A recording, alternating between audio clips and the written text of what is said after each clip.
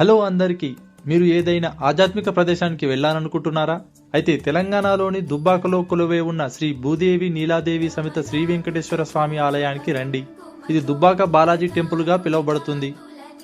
తెలంగాణకి మరో తిరుపతిగా విరాజిల్లుతుంది. స్థానికులతో పాటు దేశవ్యాప్తంగా భక్తులను ఆకర్షిస్తోంది.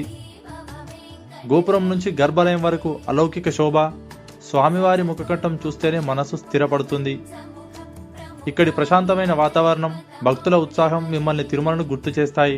ఇక్కడ స్వామివారికి ప్రతిరోజు అన్ని కైంకర్యాలు చేయబడతాయి. ముఖ్యంగా శని, ఆదివారాల్లో, పండుగ సమయాల్లో, ప్రత్యేక సెలవు దినాల్లో భక్తులు వేల సంఖ్యలో వస్తారు.